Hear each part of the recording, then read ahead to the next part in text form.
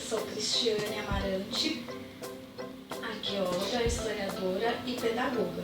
Mas aqui no Arqueoclipe eu me coloco mais como estudante e curiosa da arqueologia, passando conceitos de uma forma simples, em uma linguagem simples e rápida para quem não é arqueólogo, mas tem interesse pelo tema.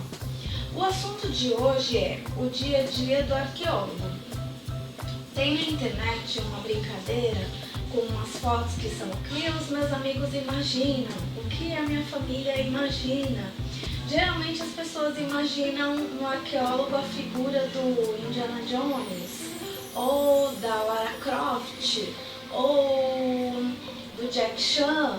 E o dia a dia do arqueólogo e das arqueólogas é muito diferente de uma aventura como um Jack Chan, ou uma Lara Croft, ou um Indiana Jones. O dia a dia é muito simples, é um trabalho bem meticuloso, de ficar com um pincelzinho, enfim. Geralmente as pessoas também pensam que os arqueólogos e arqueólogas trabalham com dinossauros. E quem faz isso são os paleontólogos. Nós estudamos culturas do passado, pessoas que viveram no passado por meio da sua cultura material.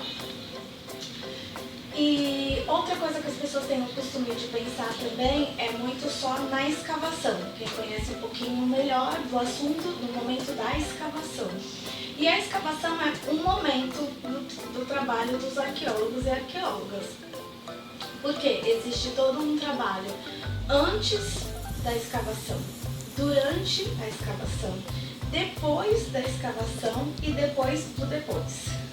Bom, eu vou falar um pouquinho sobre essa sequência hoje.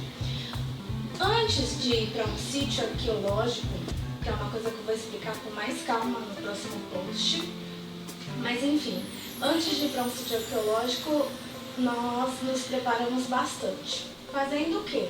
Lendo, basicamente.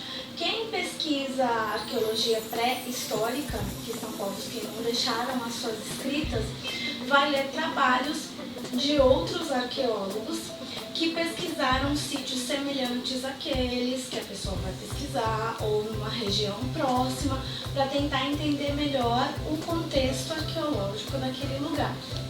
Quem estuda arqueologia histórica, ou seja, dos povos que deixaram suas escritas, além de pesquisar a mesma coisa, outros arqueólogos que pesquisaram coisas e culturas semelhantes, também vai pesquisar fontes históricas, cartas da época, diários, mapas antigos, documentos de época, escrituras, enfim, inscrições e o que for achado de escrito daquele período e daquele lugar para tentar entender melhor esse contexto arqueológico também. Essa palavra contexto é muito usada porque nós não estudamos peças separadas, mas é importante a peça dentro de um contexto. Se ela é uma peça pré-histórica, por exemplo, ela foi lascada, onde ela está? Dependendo de onde essa peça está, ela podia estar numa situação de uso. Era uma peça que era usada para cortar a pele de um animal, ou não, ela estava em um outro lugar onde as pessoas fabricavam essas peças. Então, o lugar onde uma peça está em um sítio arqueológico diz muito sobre a peça, sobre o sítio e sobre o povo que viveu naquele lugar. Aí eu já estou entrando na parte da escavação, que é um momento que as pessoas mais conhecem. E chegando no sítio, se fazem sondagens para identificar quais as áreas de maior potencial, onde será que vai ser possível encontrar mais materiais daquele lugar. E vão se fazendo camadas, se escavando aos pouquinhos para tentar reconstruir todo esse contexto antigo. E depois da escavação? Depois da escavação tem todo um trabalho. Essas peças retiradas, a escavação tem que ser... Quando você escava, você destrói o sítio. Então a escavação tem que ser muito registrada. Muitas fotos, muitos desenhos, que são os croquis, muitos, ao máximo. Todas as peças retiradas são localizadas, se possível com GPS, para ter a exata localização no sítio de onde elas foram tiradas, colocadas num saquinho. Para quê? Para que na etapa posterior de laboratório seja possível entender quais os lugares onde aquelas peças ficaram no sítio, em que camadas elas estavam, em que posição geográfica elas estavam, para entender melhor o contexto do passado que está sendo estudado ali. No laboratório, essas peças são limpas, são estudadas, algumas se olham no microscópio ou na lupa para entender alguns detalhes e novas leituras são feitas para confirmar ou não hipóteses anteriores das primeiras etapas antes de chegar no sítio. Então, quando eu fiz o estudo do levantamento bibliográfico, li os livros, fui para o sítio e imaginava algumas coisas, aquela peça ali no laboratório confirma isso ou não? Ou eu, a partir da escavação, obtive informações diferentes do que eu imaginava antes como hipótese. Então, a etapa de laboratório é muito importante.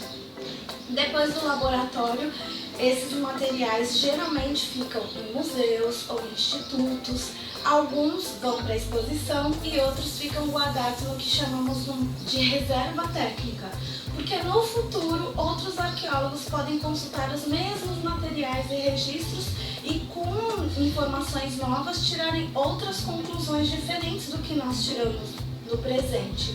Então, por isso que eu falei que existe um depois e um depois do depois.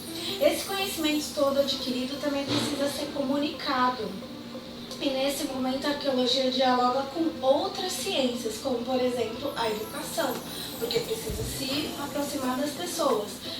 A arqueologia também se aproxima da comunicação, como agora que eu estou conversando com vocês e explicando, mas algumas coisas vão para matérias de jornal, viram matérias de TV, para que as pessoas saibam o que aconteceu. Uma outra ciência que dialoga nesse momento é o turismo. Alguns sítios arqueológicos viram pontos turísticos, os museus são pontos turísticos, então é outra ciência que também dialoga com a arqueologia. E a museologia, porque algumas peças vão para a exposição, existe todo um processo museológico para que as pessoas também compreendam melhor esse passado. Então, é muito amplo o trabalho dos arqueólogos. Também existem arqueólogos que fazem todas as etapas e existem arqueólogos que se concentram em algumas dessas etapas. Por exemplo, existem arqueólogos e arqueólogas que trabalham somente no museu, com material que está ali, no laboratório, tratando. Outros se especializam em outras áreas e não necessariamente fazem toda essa sequência que eu comentei com vocês. Então, o dia a dia do arqueólogo é bem diferente do Indiana Jones, da Lara Croft e do Jack Chan. É um dia a dia de muita pesquisa, muito estudo, muito trabalho, mas que vale muito a pena. Até o próximo vídeo. Se você gostou, dê um like, comunique para outras pessoas que você conhece que também gostam de arqueologia. E além do canal Arqueoclip, nós temos também o grupo no Facebook Arqueologia para Crianças e Jovens. Entre lá, confira, deixe sua opinião e até o próximo vídeo. Se você quer saber um pouco mais sobre como é o dia a dia do arqueólogo, leia o livro Arqueologia, Teoria, Métodos e Prática, de Colin Renfrew e Paul Bunn.